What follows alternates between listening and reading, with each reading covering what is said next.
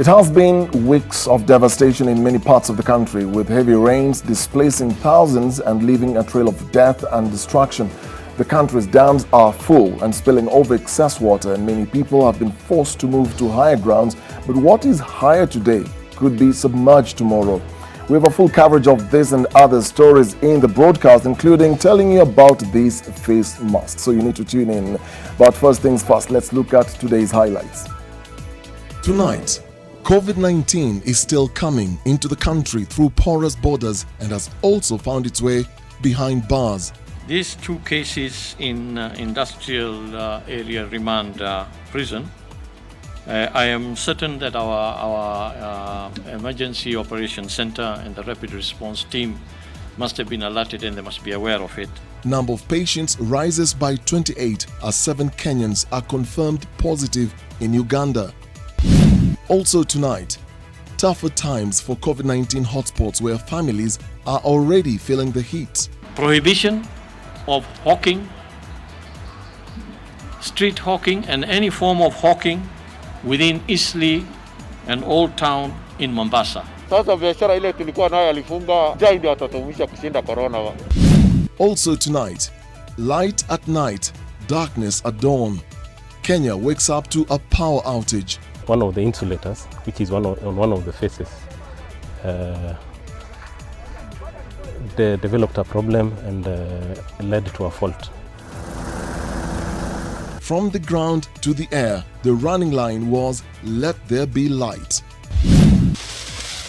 And they run in the night. Some say they run the night. The curious case of night runners. What powers do you have? I cannot tell you, my friend. That is secret, or our government secrets. The shunned whose ways many do not understand. Our special feature tonight.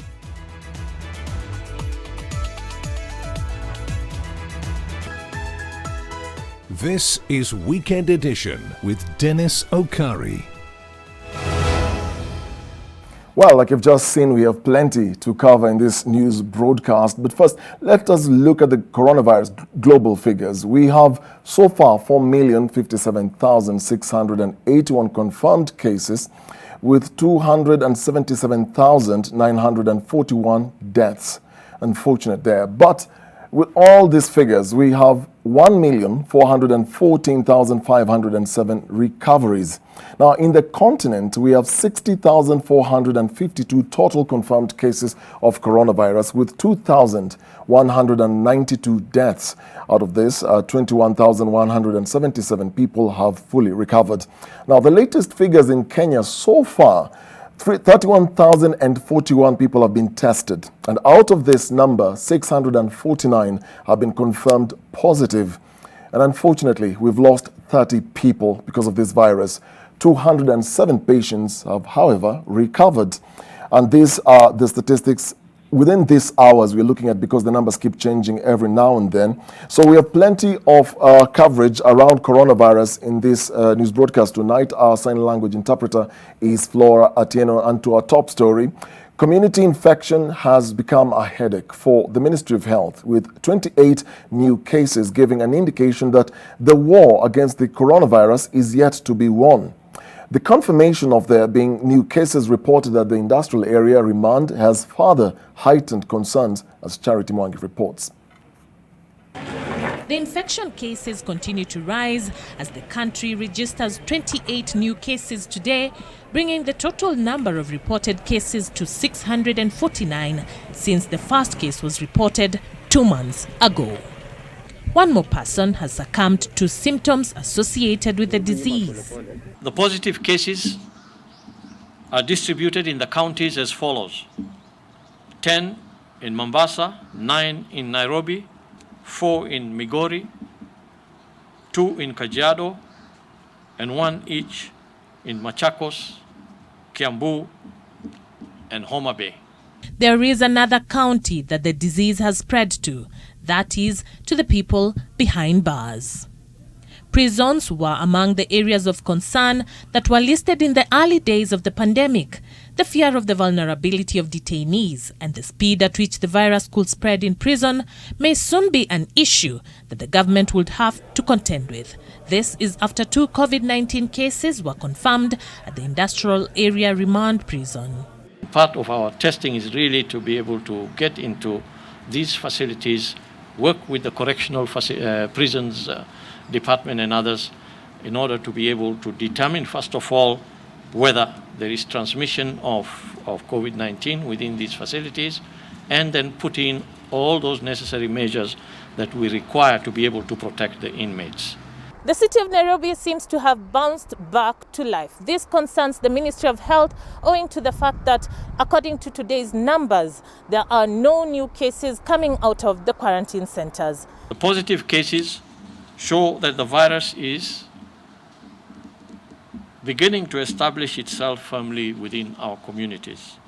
And in order to stop the cycle of transmission, I'm appealing to Kenyans to present themselves for testing and to observe the containment measures as advised by the ministry. We have observed that since we issued specific guidelines on reopening of eateries and restaurants, some of the facilities have complied to our protocols, while others have not. I am therefore warning against non-compliance and state action that shall be taken against those who fail to follow the protocols provided by the government. The laxity in which neighboring countries are handling the virus is also a concern, as 4 out of the 28 new cases are of citizens from Tanzania. Though the government maintains that they have maintained diplomatic consultations with Tanzania, the numbers speak of trouble ahead. You know, also in our border points, we have communities that are straddled across the border. We have families that live on one side of the border, they have relatives on the other side, and they do crossover. In addition to that, we have the truckers who are bringing in cargo. On account of this development, all border markets in Kajiado County, which borders Tanzania at Namanga, have been closed indefinitely. The biggest livestock market in the region, Ilbisil Market, has also been closed. The fact that these 2 cases originated from Tanzania leave no doubt that that is becoming a new spot that require urgent addressing. Though Kajiado Governor Joseph Olelenku acknowledges that the local herders will face economic strain, he says that stopping trade along the border will manage the traffic between Kenya and Tanzania. That is not the only country bordering imminent danger as far as coronavirus is concerned. Uganda has recorded 13 more infections, bringing their total to 114.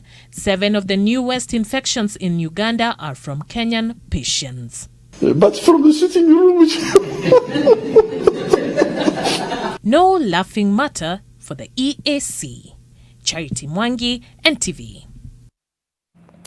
Residents of Eastleigh now want the government to categorize them as vulnerable and bail them out so as to cope with the ongoing lockdown. Interior Cabinet Secretary Fred Matiang'i, who met the area community leaders, bowed to pressure and ordered the immediate transit of essential goods and services in the urban centre, which registered 1 more COVID-19 case today. NTV's Seth Olale highlights how residents are coping with life under lockdown. 45-year-old Mohammed Haji, together with his 10 children. This is not quite quality time with his family, but quarantined time. Forced to just standing by the balcony of their house along the otherwise busy 7th Street of Eastleigh. It is their 4th night spent under lockdown. Life has become unbearable for Haji since the new restrictions were announced by the government. Unajua serikali akikufungia kitu, one day walikuja tu walisema tunafunga Eastleigh lockdown. Sasa hata watoto hakuna kitu tunapatia, chakula hakuna, mwenyewe ya nyumba landlord anatusumbua anasema tarehe 6 tarehe 7 leteni pesa. Hatuna. Haji has lived in Eastleigh for 25 years, 8 of which he has tried his hands at hawking and succeeded at least managing to fend for his wife and their 10 children. That was up until the latest directive from the Ministry of Health, which has effectively rendered him jobless. Prohibition of hawking, street hawking, and any form of hawking within Eastleigh and Old Town in Mombasa. Sasa biashara ile tulikuwa nayo alifunga mahali tunatafuta sisi ni kitu kupata siku moja kwa mkono tunaingisha mdono. Sasa sijui hata tutakufa namna gani. Corona njaa ndio atatumisha kushinda corona. Haji's neighbor, Duncan Mwangi, a charcoal trader, is also counting losses as a result of the lockdown. Hakuna watu wa kununua, wamekuwa wameenda sasa. Hoteli zimefungwa. Hao ndio tegemeo. Sasa tunangojea tu yule mtu wa nyumba tu.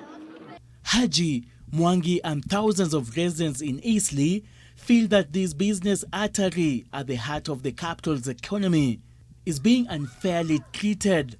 Msifikirie kwamba hili ni tatizo la serikali, sio tatizo la serikali. COVID-19 ni tatizo letu sisi wote wananchi wa Kenya na hasa hapa Eastleigh. Business aside, the community feels they have become a target. Tunaona Waislamu peke yake ndo tunasinziwa. So tunataka ikuwe MB au ikuwe governor, everybody asaidie Eastleigh kwa sababu ile kitu inatendeka ambayo Eastleigh sisi ambao wazazi haitufurahishi always. Ya kwamba kuna jamii ama dini inaonewa ni uongo. Ya kwamba kuna jamii ama dini inakuwa targeted ni uongo. Si nyinyi wenyewe mlikubali mpimwe? Watu wa Eastleigh na watu wote katika Jamhuri ya Kenya, sisi sote ni familia moja. Kwa hivyo mtu asianze kusema maneno hapa eti tunafunga hii kwa sababu tunaonea hii jamii ama tunaonea hawa ama tunaonea wale wengine. Mniruhusu wakati mwingine kama haikuwa wakati wa huzuni kama huu ningezungumza na lugha nyingine ya ukali kidogo. There may be some relief, however, as essential goods have been given way into and out of Eastleigh. The Interior CS Fred Matiang'i has today ordered all vehicles ferrying essential goods in and out of the area to get uninterrupted access, promising that the national government will come to the aid of businesses whose stores remained shut after cessation of movement order was enforced on Wednesday.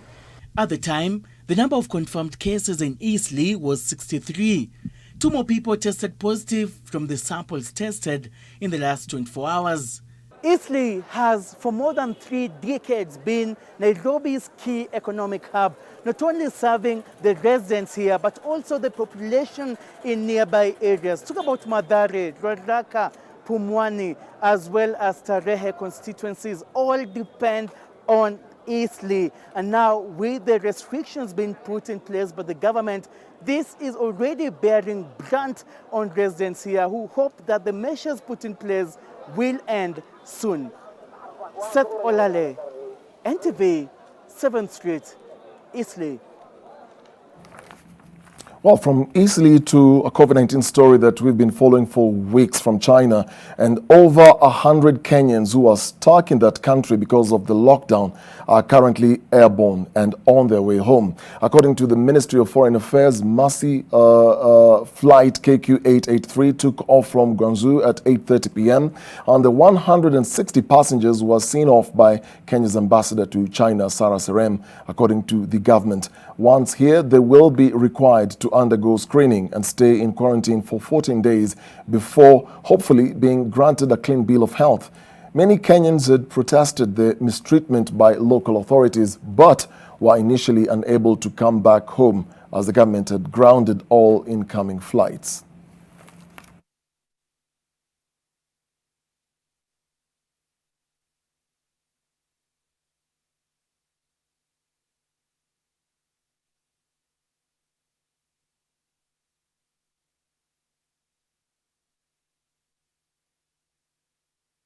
Well, those pictures as they were living there are quite a sight of relief for the families that have been waiting for them and for those who've been, crying out for the government to listen to their plight there, releasing them. And talking of flights, even though Ethiopia has admitted to shooting down a Kenyan cargo plane by mistake, in quotes. An official public response from the Kenyan government is still up in the air.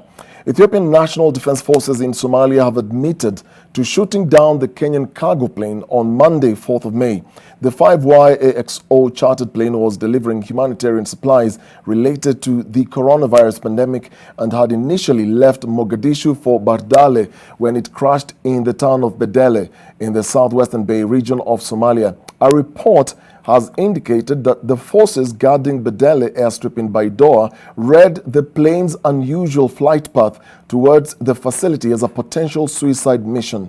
The aircraft was shot down by Ethiopia, killing 3 Kenyan citizens and 3 Somali citizens. Although the families of the 3 Kenyans have been able to bury their loved ones, they still need closure, and a word from the government would help to end this.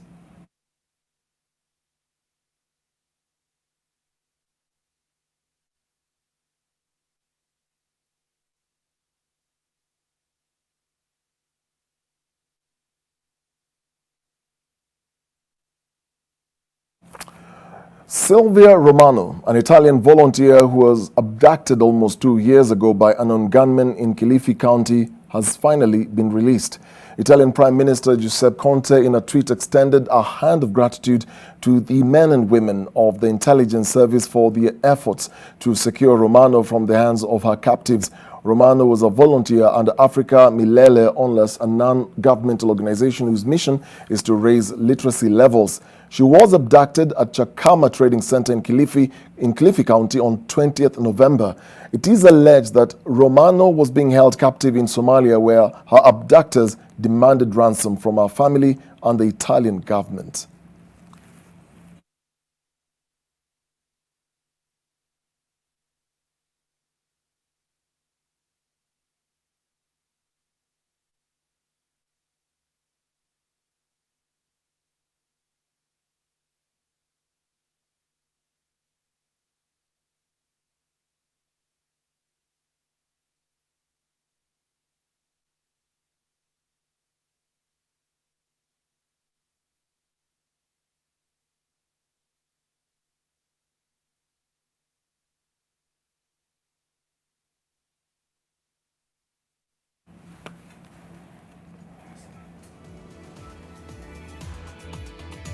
Well, it's been a long wait for the family, and as the Prime Minister is congratulating the intelligence officers and all those officials who have been working around just getting her release, it's such a relief. It's a story that was being followed very well in Italy and also in the country. And on that note, we'll take a short break. We'll be back with more stories. Stay with us.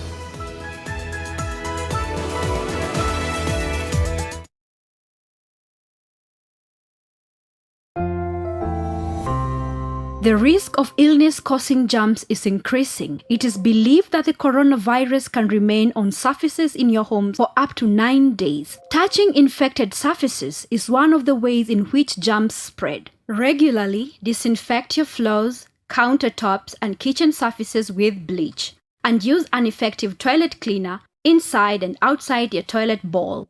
This message is brought to you by Medifacts, JIC, and Harpic. Na nikirudi huko umemaliza.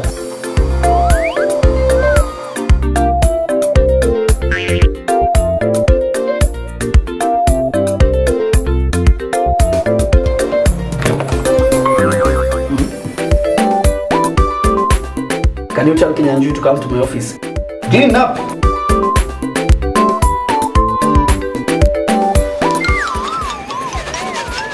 Kinyanjui, this is a problem, eh? Next time uende ununue selector yako, utengeneze sandwich zako, uachane na sandwich za boss. Selector, the difference is in the taste. And now, Selector comes with free Zesta jam for a limited period of time. Welcome to the conferencing service. Emma, carry on, Ken. First quarter sales, they're up 90%. Very good, very good. We are looking at a 55 billion shilling profit by the end of the financial year. Now we are talking. Here we talk billions. Very good. I gotta go. Wacha niendelee na kazi. A person has left the conference. Niko nyumbani. Downloads are very fast. Streaming iko. And I'm just working from here. Stay connected and work from the convenience of wherever you are. Fiber to the home. Working from home? No problem. Fiber Home has you covered with the fastest and most reliable internet speeds. Get connected today. Kazi lazima iendelee. Dettol's main objective is to help children protect themselves from diseases. Do you know how we get illnesses like diarrhea, cough, and cold? No! They are spread through germs on your hands. Your hands collect germs that causes diseases. You pick up germs from any surface, like when you don't wash your hands after going to the toilet, while playing. And then you can get sick because of germs. That's why you need to fight germs to stay healthy by washing your hands regularly with Dettol soap that gives the best germ protection ever against many illness-causing germs. Wash, wash, wash your hands. What you have to do is bath, bath, bath yourself. Dettol soap every day. Wash, wash, wash your hands.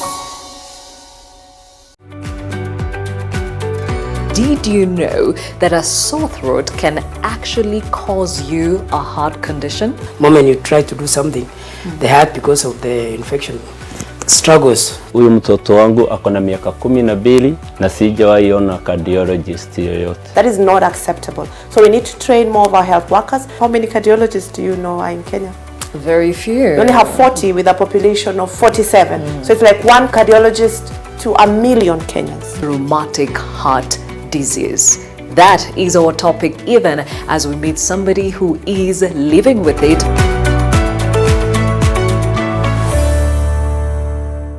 A secure place for your family. You can get all this and more at Amani Ridge, the place of peace. Call us today on 0790 300 300 or visit www.optivan.co.ke.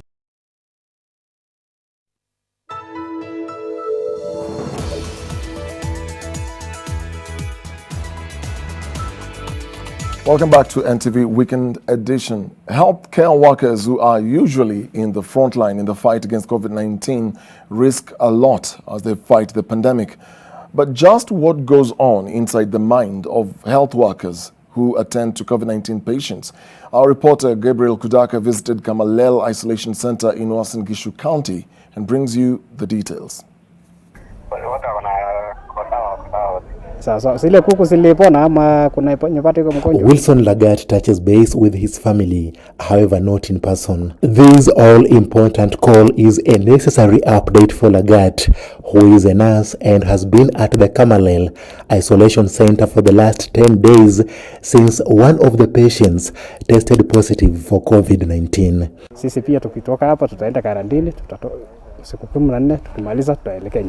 The pandemic has dealt a blow to many, even those who have not interacted with it firsthand. But for healthcare providers attending to suspected cases of COVID-19, the experience is an even more concrete reality. Kama mimi mwenyewe nilikuwa na uoga sana. Manake ukiangalia katika runinga ama ukipata ripoti za dunia na kuona watu jinsi wanakufa, unajipata katika ile hali na unapata uoga. Being family, all of us have families back at home. This is a challenge because you have to be away from them. You have to communicate through the phone. We don't need to move out of the gate unless we use the ambulance. The county government of Uasin Gishu has organized in that counselors do come in to counsel the patient and counsel the staff. Even when we got our first case, kulikuwa na hiyo panic. Some people could say sikuji leo nimeenda kuona mtoto. Mmoja anasema sijisikii vizuri. Wengine mnaenda mkifika gate anabaki nje. After experience of seeing the first, the second client, you get to see us this like any other patient. As long as I take precautions, well, COVID is like any other disease. We might create fear in COVID, but we had other diseases like Ebola, which were more dangerous even than COVID. We may have other diseases which will come. Sasa nilipata simu juzi kutoka kwa boda ya Uganda. Anielezea ni sample yangu imeonekana niko na positive. Mimi naweza waambia wasiogope kabisa kuenda kwa isolation kwa sababu hakuna kuogopa hapa, hakuna kitu mbaya kinafanyika. These healthcare workers here say getting in touch with the family members alongside frequent counseling helps them to cope with the situation. People out there in town don't really want to move closer to the ambulance. It is referred to as a corona vehicle. The mental health support is key for healthcare workers as the stigma within the community is a tangible problem. And for these who are here, it is a much needed relief as they are away from their families and can only engage them virtually at best, at least for now. One thing that keeps us going is the encouragement that we get and the prayers. When you sleep, pray. See yourself as a soldier. Gabriel Kudaka, NTV. Sleep and praying, those two key words. That's the reason why we need to give them support and praying for them, because they are our frontline soldiers fighting this coronavirus. From coronavirus to the issue of the heavy rains that we've been experiencing in the country, and as flooding from the ongoing heavy rains continue causing havoc across the country, hydroelectric dams have filled to capacity, raising hopes of a possible drop in the cost of power. Victor Kiprop visited the Seven Forks hydroelectric power system with a capacity of about 600 megawatts and now tells us that the dams may be full, tells us why the dams are full and why the destructive floods could also mean cheaper power. As the heavy rains continue pounding different parts of the country, leaving behind a trail of destruction and loss of lives, the 5 Seven Forks hydroelectric power dams are full to capacity. At the Masinga Dam, for instance, the water levels are at a record high. As at this morning, this is Masinga Dam.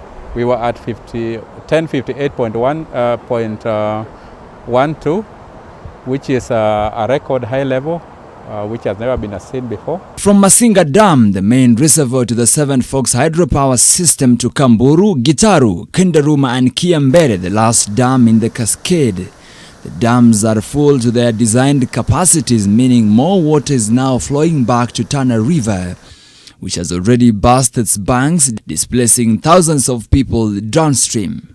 Downstream, it takes about 7 days from water to reach Garissa, and we started giving alerts almost 2 weeks ago. So people are already evacuated and people are already on higher ground. So by the time the water reaches... Do not have an option.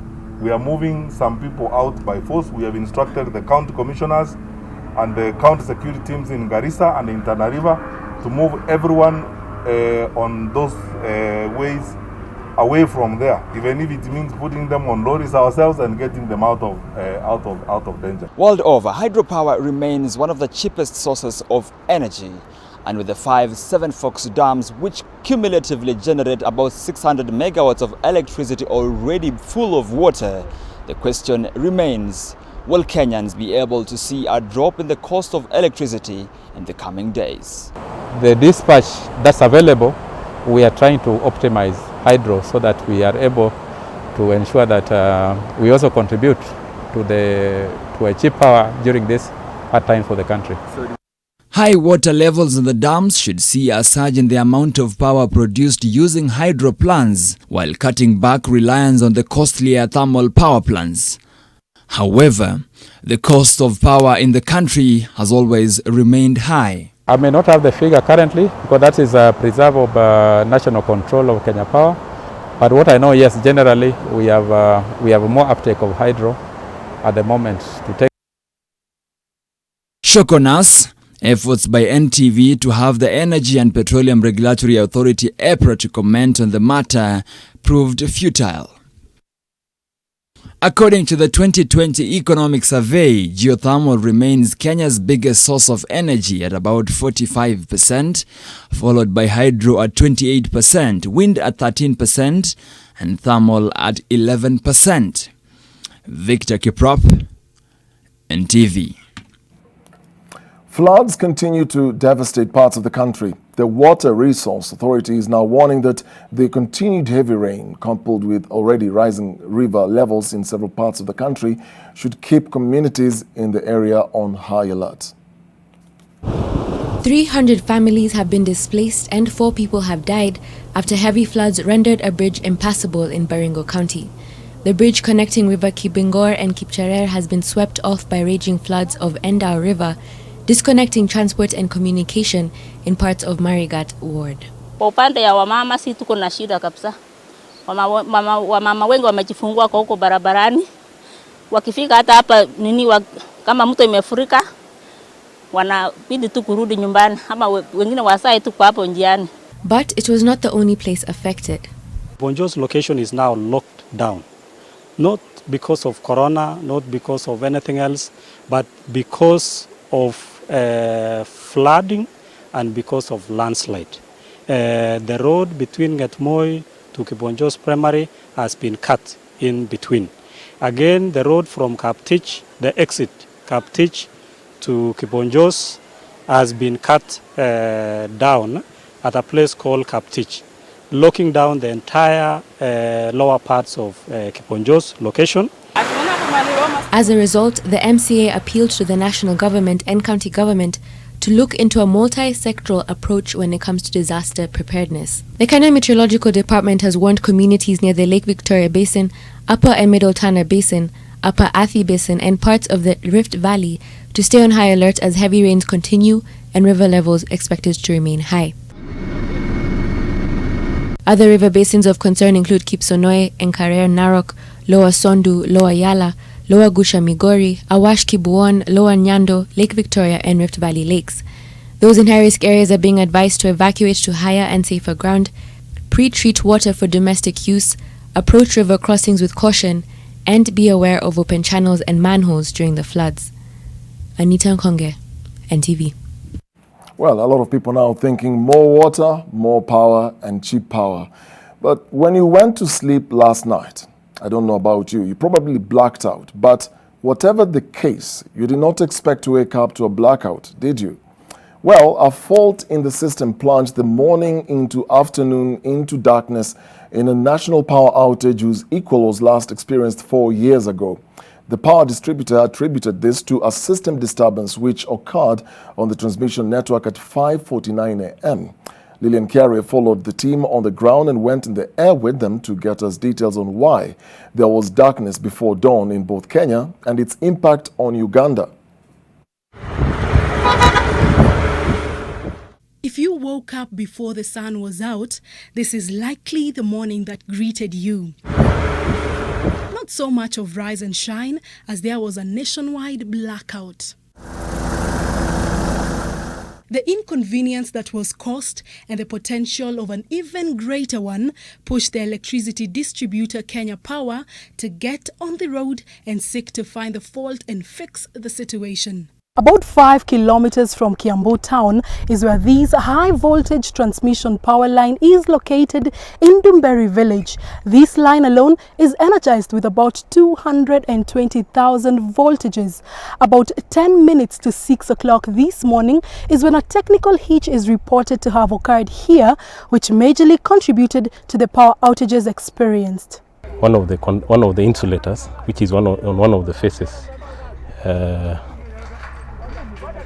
they developed a problem and led to a fault. Conductors are basically wires which carry energy, electrical energy, and most of the time they are at very high voltage, and for them to be able to perform as they are supposed to, then they are supposed to be separated from anything that is connected to the ground, because any connection of these wires to the ground leads to a fault, and that fault is what leads to loss of supply.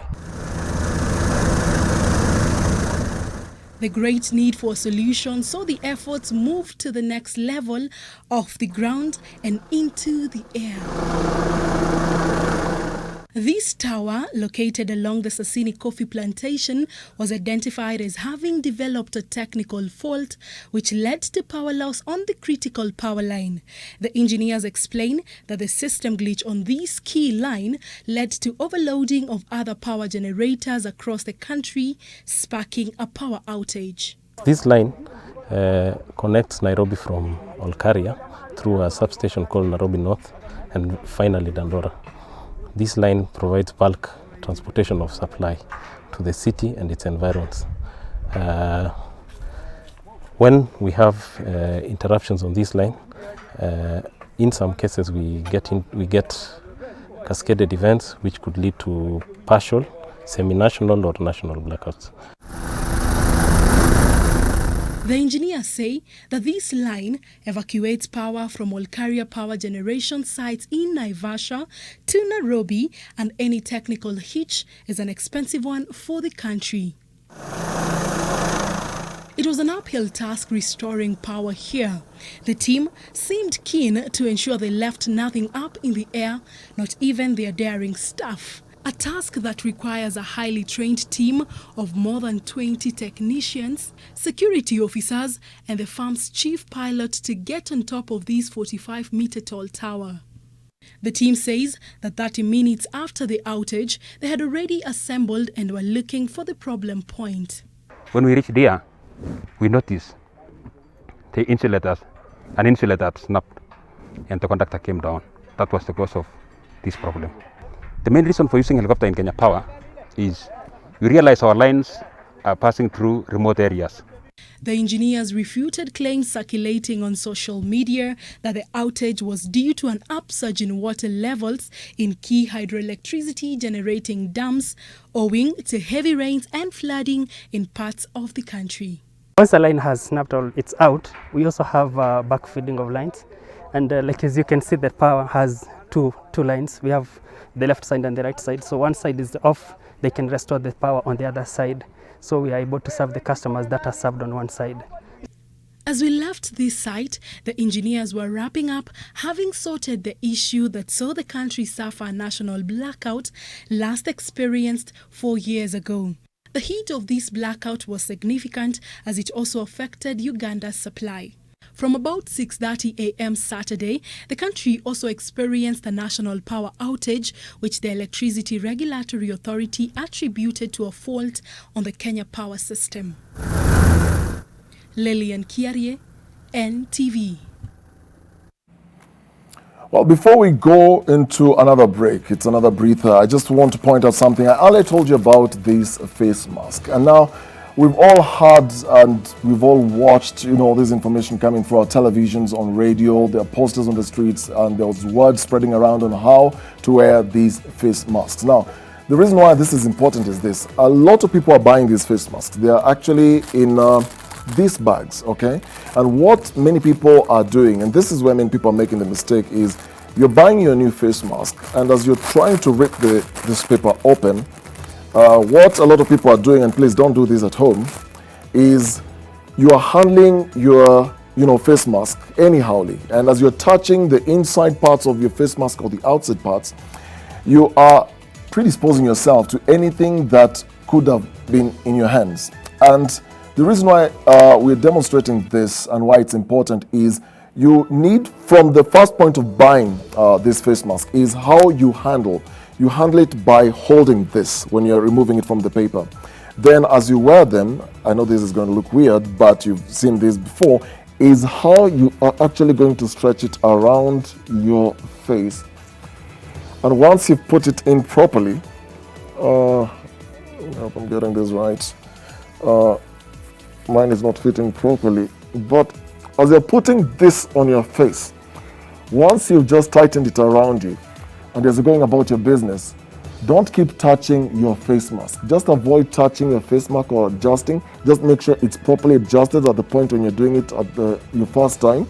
And once you do that, anytime you want to remove it, because what a lot of people are doing is a lot of people are removing it, putting it down to the chin area, or removing it and then taking it back. And a lot of other people are recycling. What you're doing is you are actually exposing yourself, and especially to those people who are asymptomatic. We're being told that the importance of wearing this, if you're in a bus, in a matatu, or you're in a shopping mall, and you meet people who are not wearing them properly, just remind them. Be your brother and sister keeper, just remind them. The reason being, you may not be infected, but somebody else could be infected, they're symptomatic, and you could be hanging around them and assuming everything is okay, but your nose is out. And just to make sure when you're wearing that face mask, you cover your mouth, cover your nose. Very, very important. many of the countries, and this is true, that have managed to flatten the curve of coronavirus is because they have adhered to the directives of knowing how to wear these face masks correctly. So now you know. Let's take a break.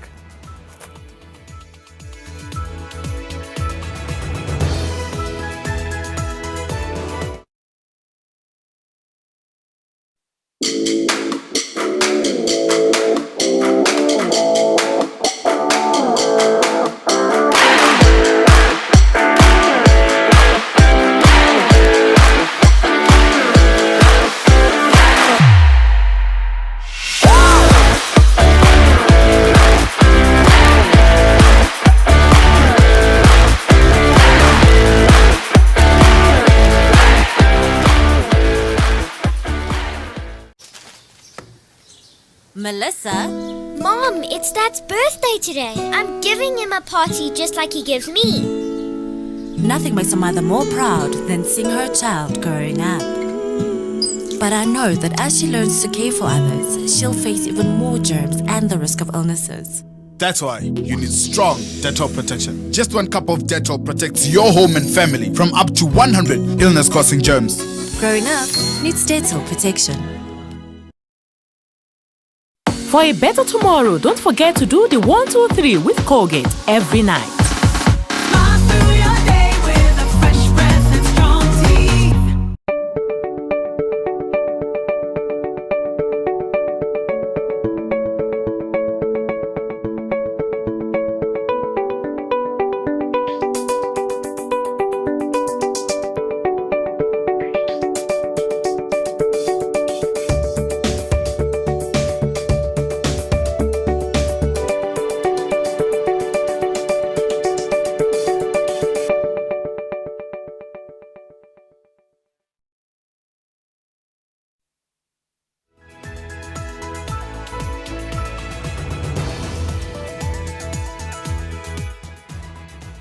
Welcome back. Residents of Kombani in Kwale County are blaming the county government for failing to provide adequate COVID-19 information. They say lack of awareness has left them exposed to the virus. However, some residents are not able to prioritize safety measures like use of face masks, like I demonstrated earlier, because of lack of money.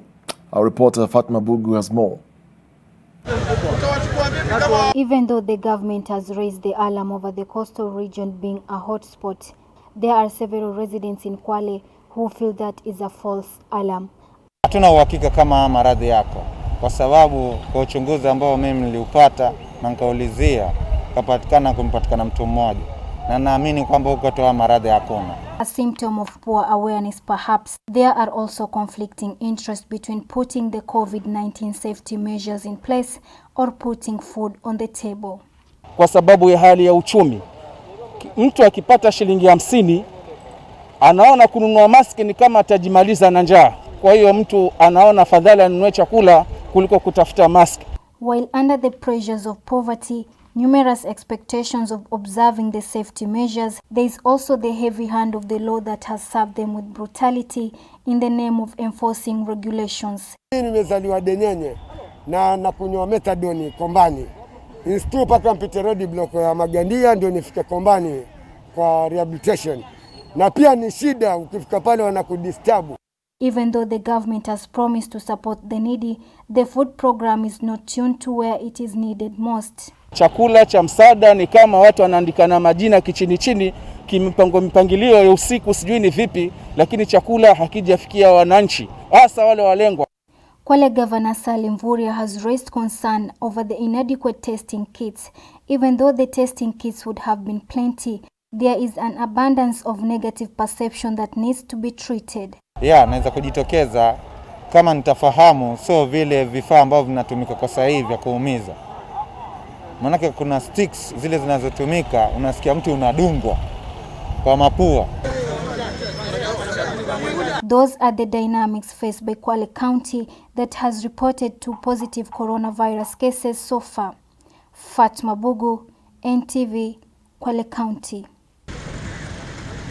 To politics now, Narok Senator Ledama Olekina is taking his ouster battle to ODM party leader Raila Odinga's doorstep as he squarely blames him for his recent woes. According to Ledama, Odinga has teamed up with others fighting him to dim his political star. The first-time legislator, who still insists on not giving up the war, spoke to NTV senior political reporter Kennedy Muriithi, where he hinted at charting a new political course.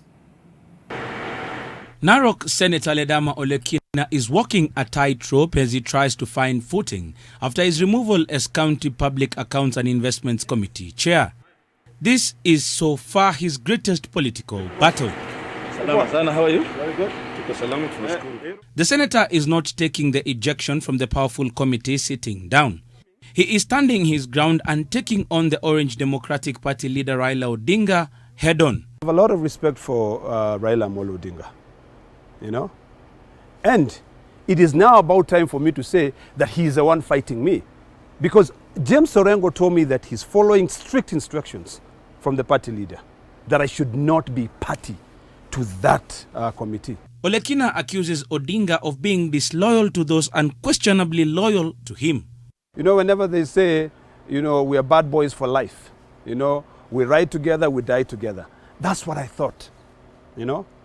I was nearly killed during the resist movement, okay? You can ask Mheshimiwa Nyikal, we were together in the car, when bullets were shot at us, when tear gas were thrown into the car. Is that how you say thank you?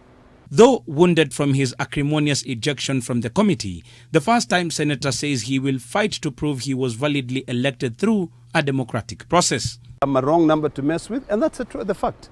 Because, you know, I don't tire. When I believe in something, I go for it. I literally go for it, Muriithi. Okay? So, if a man can walk across America on every single day, walk 80 kilometers, don't mess with him. The politician has done what many have been said to be afraid of, that he is going against Odinga while in his house. Speculation has it that Olekina is at the exit door of the Orange House and is hustling for a new political home. I'm young, you know, I'm aggressive, and I know what I'm doing. I can even afford to waste about another 20 years. By the time I'm 65, other people will be long gone, if God is gracious to me and give me life. So there's a lot at stake. Senator Ledama believes that his woes in the Senate have got nothing to do with his performance as senator, and neither do they have anything to do with his capabilities to run the CPIC, but have everything to do with his current voicing on land matters. He now says that he will take his case to the court of public opinion, as he believes that is where his case will be heard and determined. Kennedy Muriithi, NTV at Parliament Buildings in Nairobi, Kenya. Well, thank you, Kennedy Muriithi, for that story. The story that many people are still waiting for, the night runners story. And just speaking of night running, you can share your views, your comments, your experiences at NTV Kenya, that's on Twitter or on Facebook. The two things that come to my mind when thinking of night runners, they run naked and the business is just about terrifying people. There was a point when they even wanted to form an association. I don't know whether it's still there, the Association of Night Runners.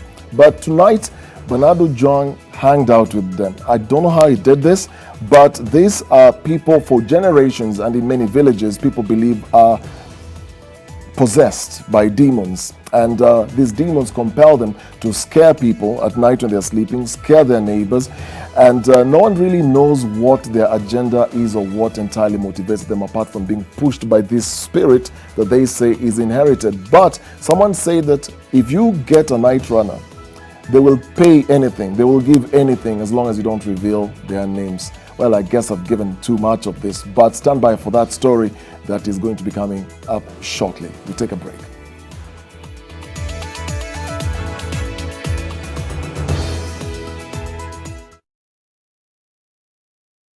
Credit to you if you stay at home. If you must shop online, use your NCBA credit card. Stay home. Stay safe.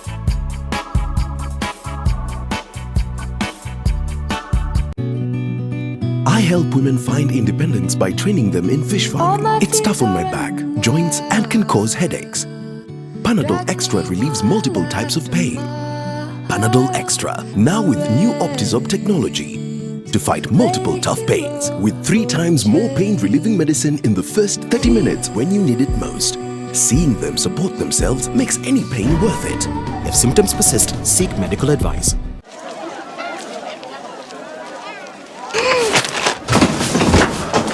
Do your gums hurt? Yeah. Does your toothpaste contain sage, eucalyptus, myrrh, chamomile? All that in one toothpaste? Yes, try Colgate Herbal. Colgate Herbal contains nature's best herbs and Colgate's fluoride technology to give you strong teeth and healthy gums. Ah, Colgate Herbal. Let's go. Colgate Herbal for strong teeth and healthy gums naturally.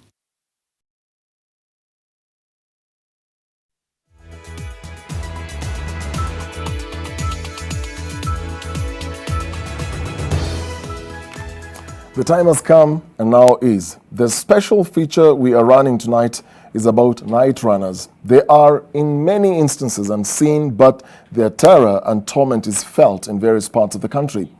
The attributes tied to the often unclothed runners of the night are around witchcraft and occultism. While the stories around them may appear humorous to some, their existence is a source of terror to an even larger number of people. Bernardo Juan caught up with a group of men in Homa Bay County who claim to be night runners and want recognition from the government, claiming that they help with curfew enforcement. His report allows us to get a sneak peek into the realities of the shadowy and shunned people in various counties and communities, as well as the beliefs and fears around them. The world of night runners remains a baffling story that is told in whispers and in low tones. The mere mention of them sends chills down many people's spines and sparks harsh debate, still in harsh tones. They are perceived to be faceless, naked people who run, dance and lurk in the dark, sometimes accompanied by a wild animal or two, causing a disturbance in people's homes. Many believe them to be possessed by demonic spirits which compel them to strip naked and run in the night. Hawa watu kutambulika ni ngumu. Ni wanatambulika kama miujiza. Unaona? So wanabadilika. Wengine unasikia wanafura wanakuwa kitu kikubwa. Wengine unasikia wanakuanga uchi. Especially kama unatembea, unaweza fika mahali unahisi kuna uoga. Alafu mwisho unaweza hata chapo kiboko tu kuangalia hakuna mtu. Unaweza kimbia. Uende udhanie umefika, kumbe bado tu jamaa naye ako faster kukuliko amekungojea mbele. Night runners are part and parcel of any African community. But from our perception ya Wakisii, night running entails ile hali ya mchawi wa usiku, because as much as they run at night, they are associated with witchcraft. Well, since Kenya recorded the first case of COVID-19, the government through the Ministry of Health came up with containment measures as one of the ways of curbing the spread of the virus. One of the measures was the night curfew, where only people providing essential services like police, doctors, journalists, among others, to operate at night. But here in Homa Bay County, it is a unique one. Night runners now claim that they are also helping in enforcing the curfew. We are helping the government to maintain this curfew activities because the policemen mostly they are chase people from the different places or the centers to inside the village. But in the inside of the village, mostly we are working there mostly. Yes, we are not giving people a space for working overnight throughout the night because we are chasing them. Kwanza kuna mtu mmoja siku moja alinifukuza nikielekea kwa Ndingo. Kwanza ukimwona anakaa kagiza. Hivyo huwezi ukamwona vizuri. Ni mrefu hivi, tena anaishi hapa karibu. Tunamjua tu. Usiku ukitembea unaweza kukuta mtu ako karibu na wewe. Anaweza kutembea mbele yako, ukiangalia mbele anarudi nyuma. Lakini wako na kipawa ambayo ukiona utaona huwezi kukutembea. Hata kama uko na panga huwezi kufanya naye kitu. Tayari nimeona. Nyingine pia tulikuwa naye sehemu nyingine kama wewe kuuchi. Walikuwa wawili, bibi na mume. Tena nilikimbia mbaya. Across cultures in Nyanza and Western Kenya, Naturanas are hardly ever spoken of, at least not in public. They are heard but never seen. They are shunned by the society because of the evils they are associated with. And as such, no one will ideally publicly identify as a night runner. But here in Homa Bay County, the alleged night runners not only shows their faces in public, but also claim to have an association complete with the president. 34-year-old Jack Songo, a father of 3, is the holder of the top office. He claims that the association currently has 2.8 million members both in urban and rural areas across the country. Somebody wants to join you. What's the procedure? You must know these two languages, both Kiswahili and English, and you must be a strong person, and you must be honest people. Mimi naweza kusema wana tabia mbaya kwa sababu wanatumia dawa ya kienyeji ya kubadilisha maisha ama kichwa ya watu. Jamaa naye kwanza ni mrefu suri kuliko mimi. Naye unaweza stuka tu pop, umetawi karibu na wewe pop, sasa lazima ukae rada. Interestingly, they do not operate stark naked as many know night runners to do.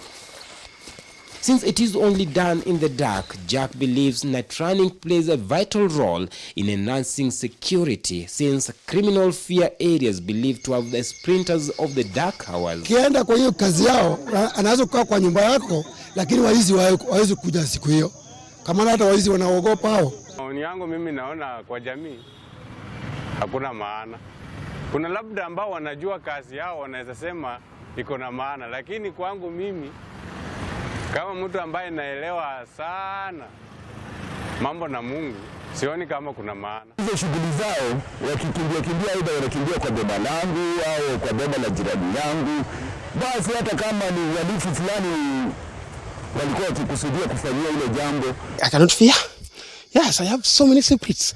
Yes, I cannot fear. What powers do you have? I cannot tell you, my friend. That's the secret, or our government secrets. I cannot tell the non-governmental. Yes. Now, this is that despite the negative attributes that are attached to them, they want to be recognized. And I request the Minister of Sport and Culture, I requesting you, my friend, try your best. Try your best to register this my union, and it is a union sister. It is a genuine union like other unions. These men from Homa Bay County have raised eyebrows, more so by coming forward and stepping into the limelight. In Kisii, Bungoma and Busia counties, we sought to get a hold of the runners there, but nobody was even willing to aid in this. Some communities believe that if a night runner makes him or herself known, they will die the next day and their families will be stigmatized. Wakati hiyo uchawi, hiyo pepo inapomkujia, huenda mkawa mmekaa kulingana na mababu zetu, huenda mkawa mmekaa kwa nyumba, na wakati hiyo pepo inakuja kwake, mwenyewe anatoka. Hata wakati ana bibi anashtukia mwenyewe hayuko. But night running in Kisii is associated with witchcraft, and all the people who night run are witches. It is an assumption because it is negative in morals of the society. Bernard Ojuang, NTV.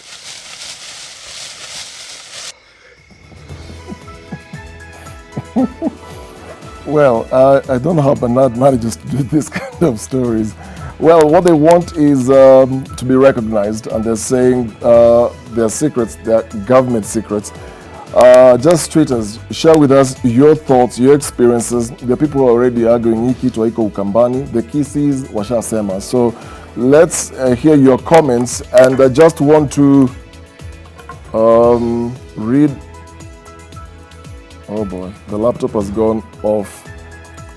Seriously, my laptop has gone off when I was just about to read those comments. And my phone, I'm trying to read a few comments on my phone, and the phone... Let's just take a short break.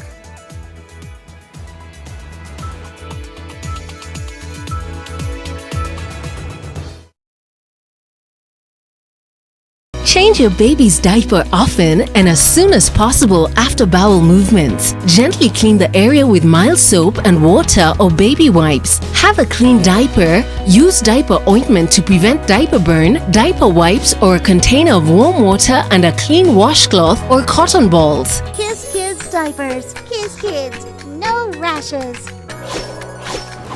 Kiss Kids. No rashes. Bye-bye rashes. Bye diapers. Choose Kiss Kids.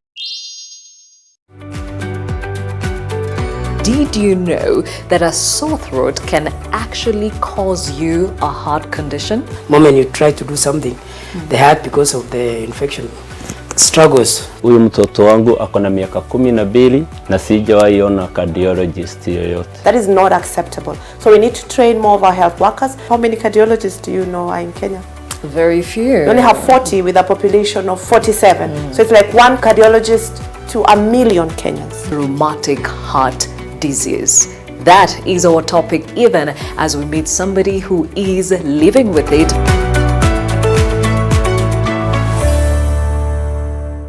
A secure place for your family. You can get all this and more at Amani Ridge, the place of peace. Call us today on 0790 300 300 or visit www.optivan.co.ke.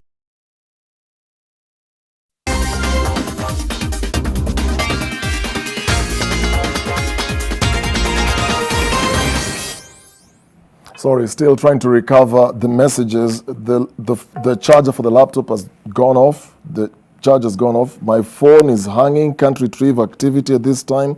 Please try again later. So we will do that. Time now for sports. They say the charity begins at home. Our partnership between the Eliud Kipchoge Foundation and Ministry of Sport is helping vulnerable athletes in the Rift Valley through a COVID-19 food relief initiative. Our reporter Steve Kater witnessed day 2 of the exercise and brings us the details. A cold Nandi County was the setting as Eliud Kipchoge's journey to help less privileged athletes so that in sports people in Kapsabet town received their share of goodies. Wakati huu ni mgumu sana kwa sababu hakuna sio kama wakati zile zingine ambapo huwa unafanya mazoezi, unatoka unakuja unaenda kujitafutia chakula ama mahitaji ya siku. From Nandi, the marathon world record holders entourage proceeded to Eldoret Sports Club where they met 9 beneficiaries. Kulikuwa mbio ningekimbia China mwezi wa 2 23, lakini baada hii mambo kufanyika niliambiwa nifahamishwe bado tungoje kwanza. Kwa hivyo kila kitu likanzuliwa. The exercise culminated in Kaptagat, the area of Kipchoge's training base. The packages, which were flagged off by Sports Cabinet Secretary Amina Mohamed, include maize and wheat flour, rice, cooking oil, among other necessities. Nafurahia sana kwa government kutukumbuka na Kipchoge Foundation kwa hii chakula tumeweza kupata.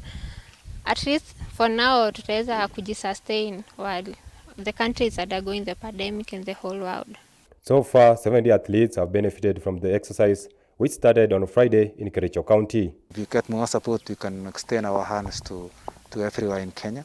We can still benefit more athletes. It's only 70 whereby they are benefited from yesterday and today. And we have more than 2,000 or 3,000 which actually needs a lot of support. The marathon record holder also took time to condole with the families that have lost their loved ones to the pandemic. I want to take this opportunity to actually send my heartfelt condolences to the whole human family in this world, in Italy, in America, in Spain, here in Kenya. They should take heart, take courage, and all will be well. It has been a lucky day for the 59 athletes who have benefited from today's food donation, and it is their prayers that more well-wishers will come on board and reach out to thousands of other struggling athletes during this coronavirus pandemic. Steve Keter, NTV Sports, Kaptagat. It was a beautiful sight for football fans. Lionel Messi juggling a soccer ball again. The six-time Ballon d'Or winner and other Spanish league players returned to action for the first time in 56 days with individual training sessions as their teams began preparing for football's return.